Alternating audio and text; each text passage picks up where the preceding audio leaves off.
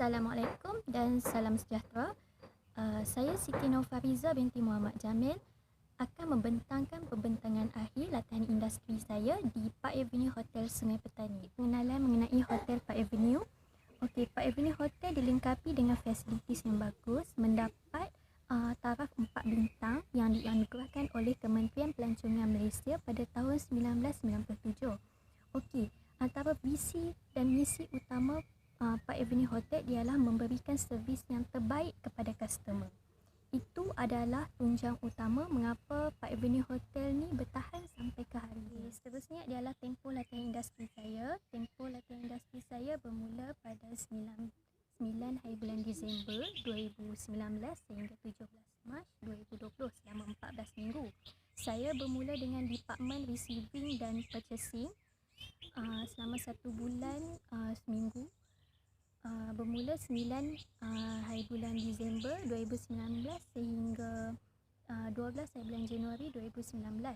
Seterusnya saya memasuki Department Food and Beverage selama 1 minggu bermula dengan 13 hari bulan Januari 2020 sehingga 19 Januari 2020. Seterusnya saya masuk pula Department Kitchen, Admin dan Halal selama sehingga habis, bermula pada 20 Januari itu sampai 17 Mac 2020. Okey, selama saya menjalani latihan industri dekat Park Avenue Hotel ni, saya masuk 3 department, iaitu Receiving, Purchasing, kedua Food and Beverage dan ketiga Kitchen, Admin dan Halal. Terusnya saya akan cerita tentang tugas-tugas saya di Receiving dan Purchasing Department. Okey, antara tugas utama saya ialah menulis di store bin, menulis di OC format dan menulis bingkat. Itu adalah tugas utama saya di department tu. Okey, OC format ni adalah satu format yang saya kena key in dalam tu tentang maklumat apa yang HOD makan, Head of Department makan dan apa makanan yang di-request oleh mereka. Kuantiti semua tu saya kena key in masuk dalam OC format, dan selepas benda tu di key in cukup sebulan, bermula dengan 1 hari bulan sampai 30, saya kena key in balik, typing semua, print out dan saya kena hantar dekat Jabatan Finance untuk tindakan susulan mereka lah. Okay, yang kedua adalah store bin. Store bin ni pula adalah saya key in masuk makanan dan barang apa yang di request oleh Department Kitchen, Department Banquet, Department Bistro. Mereka akan request barang dan saya akan key in maklumat barang apa yang mereka nak tu ke dalam store bin. Dan benda tu pun kena buat bagi cukup sebulan, bermula 1 hari bulan sampai 30 atau 31. Dan benda tu kena kira kuantiti betul ke tak, ditambah pula dengan barang pada bulan yang sama tu supplier hantar barang-barang tu semua. Saya kena key in, masuk semua, in dan out, total semua tu, dan akhirnya saya tulis semua maklumat yang saya dah siap total tu dalam bingkat. Bingkat tu kena refer kepada store bin tu, format tu lah. Setelah saya key in, saya kira apa semua tu, saya kena tulis balik dalam bingkat. Bingkat tu pula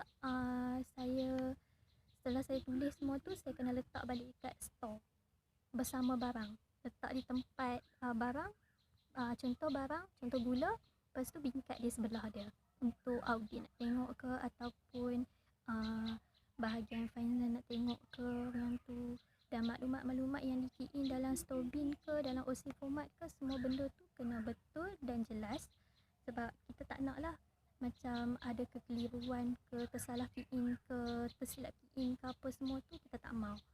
Okey, seterusnya di Department Receiving dan Purchasing tu saya buat saya terima barang daripada pembekal, sebab Receiving dan Purchasing tu tempat terima barang, tempat receive barang.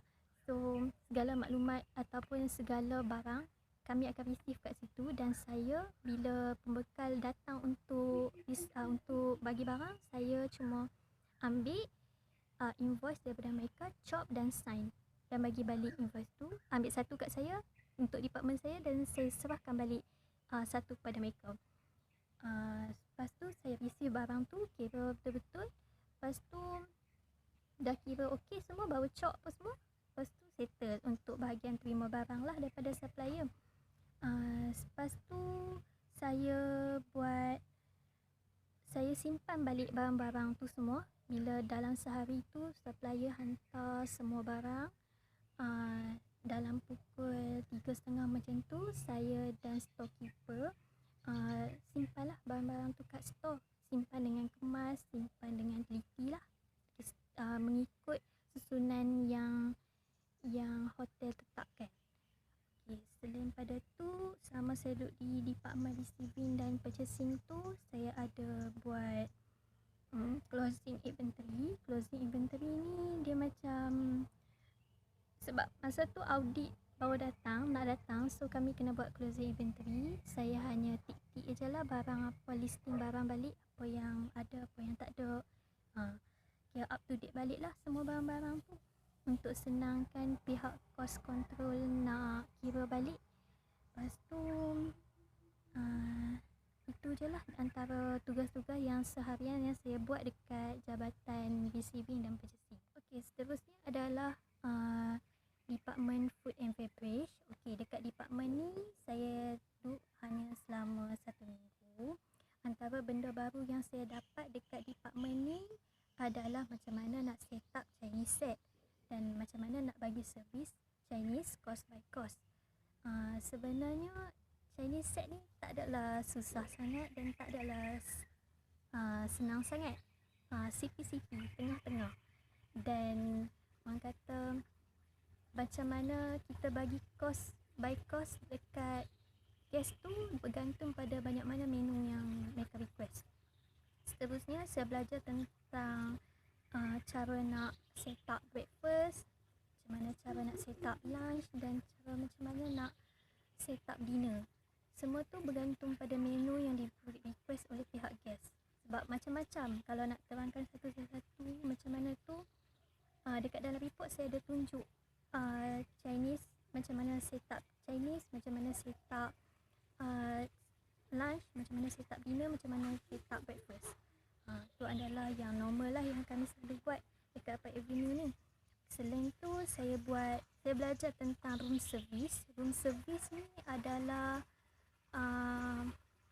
penghantaran ke bilik, penghantaran makanan ke bilik. Bila customer call dan orang kata apa, dia order lah dia nak makanan apa, minuman apa, dan benda tu akan di take note oleh bistro dan bistro akan bagi order dekat kitchen dan kitchen yang akan buat yang tu. Kiranya tugas saya just dekat department time tu, saya hanya pick up makanan dan hantar ke bilik guest. Selain pada tu, saya juga buat cleaning floor.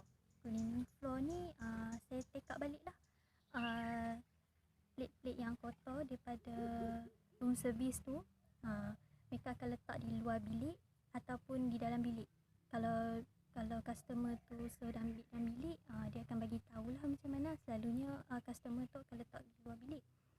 Okay, yang seterusnya macam biasalah wiping, cara wiping yang betul, cutlery, glassware dan goblet, plate.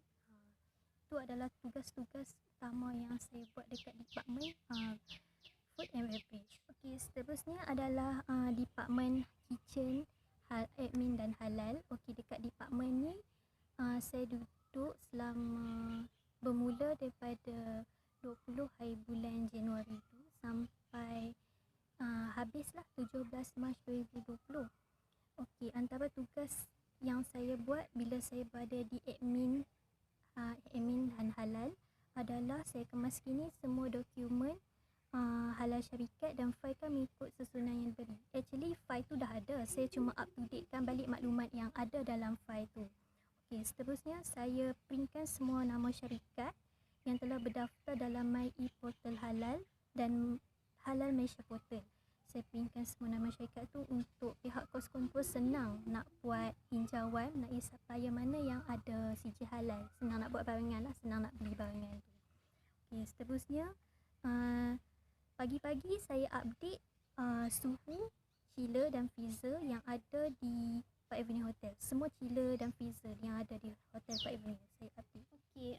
Untuk bahagian kitchen, selalunya saya menjaga egg counter, menjaga pek ngah kaunter dan menjaga roti jala kaunter. Setiap pagi kalau saya tak sibuk dengan bahagian admin dan halal, saya akan menjaga kaunter-kaunter ni lah untuk breakfast. Seterusnya selepas settle breakfast, saya menyediakan barang-barang a la carte untuk waktu petang. A la carte bermula pada pukul 2.30 petang. Pada masa tu pun ada juga menyediakan barang-barang untuk ATB, afternoon tea break. Contoh macam bingsut ke apa ke, saya menyediakan kondimen-kondimen untuk minum-minum tu. Selain tu juga saya ada menyediakan barang-barang untuk dinner. Kalau ada function pada hari tu, kami kena buatlah mise en place, menyediakan barang-barang tu, menyediakan barang-barang masakan tu. Semua bergantung pada menu dan bergantung kepada function apa yang ada dalam hari tu. Kalau ada function kami buat, kalau tak ada kami follow go on lah dengan menu a la carte je. Lepas tu, selain pada tu, saya pernah juga masuk tu untuk main kitchen. Kalau untuk cool kitchen, saya pernah masuk dan saya pernah belajar untuk buat aneka kerabu dan salad.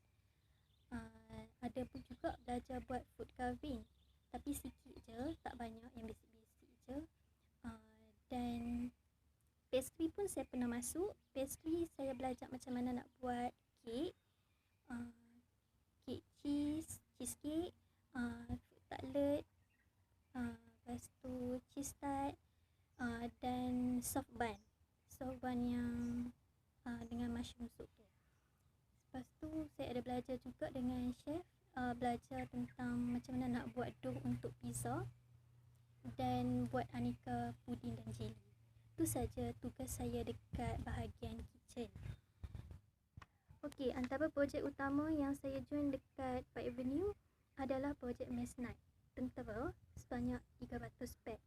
Okey, makanan yang mereka request masa ni adalah 5 course, bermula dengan appetizer dan berakhir dengan dessert. Makanan yang mereka request adalah koktel udang. Untuk sup adalah mushroom soup dan garlic bread. Main course adalah chicken roasted, crispy fish dan beef steak. Untuk dessert pula, mereka request tiramisu, sherbet oren dan biskut. Okey, untuk carta tugas saya bagi projek ni adalah kami trainee diminta untuk datang awal dan buat penyediaan yang rapi. Saya menyediakan dan menolong staf yang lain melakukan penyediaan ikan, ayam dan daging. Seterusnya penyediaan sayur-sayuran, potong macam mana potongan yang mereka request, contoh potongan tern.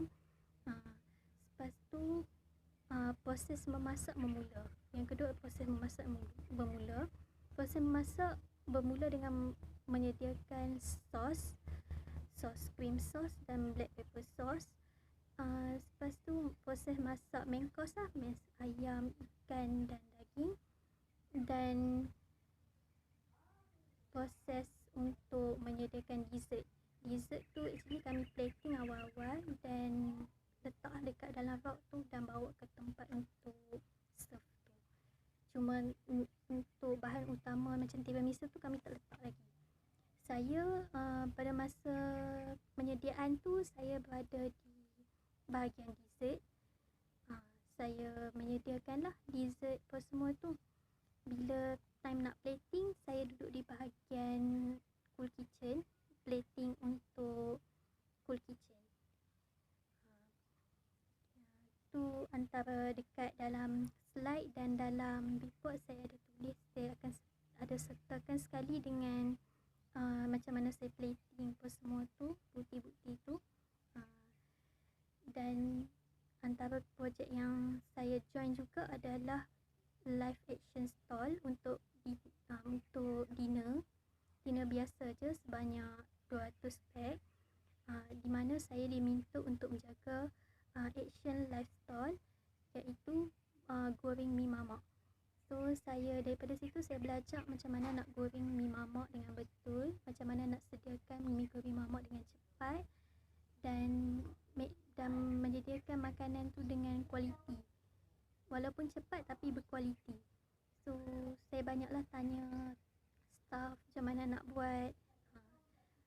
Itulah antara projek yang saya join semasa saya di Park Avenue Hotel. Okey, antara cabaran utama dan masalah yang saya hadap dekat Park Avenue Hotel adalah tentang macam mana nak sediakan makanan tu dengan kualiti. Teknik masakan lah utamanya.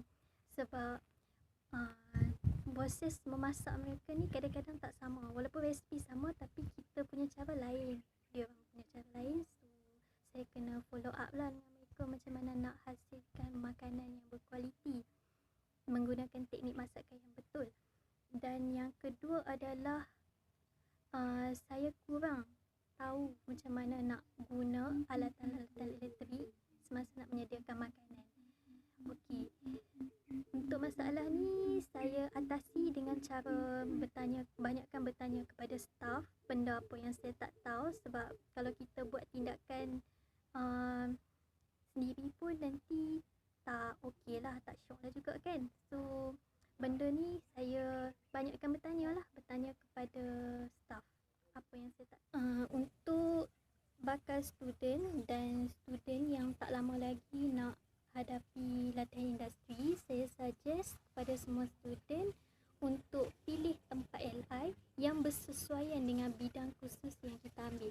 Sebab kalau kita ambil tempat LI, tempat praktikal kita yang tak sesuai dengan bidang khusus yang kita ambil, kita macam kena belajar benda baru lah. So bila nak kena belajar benda baru tu, benda tu take time, ambil masa sikit lah untuk kita nak adapt kan. Benda tu bukan benda yang tak bagus, cuma benda tu perlukan masa kita, bergantung kepada diri kita juga macam mana kita nak adapt dengan situasi tu, macam mana kita nak adapt dengan suasana baru, macam mana kita nak adapt dengan benda baru. Benda tu take time, dia ikut atas orang lah. Kat mana-mana pun tempat praktikal sama je, hotel ke, firma ke, syarikat, mana-mana pun sama je.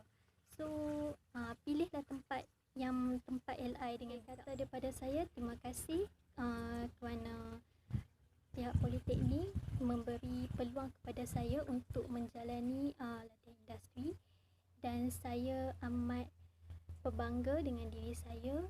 Saya dah berjaya habiskan latihan industri saya di Hotel Park Avenue selama 14 minggu dengan jayanya. Terima kasih.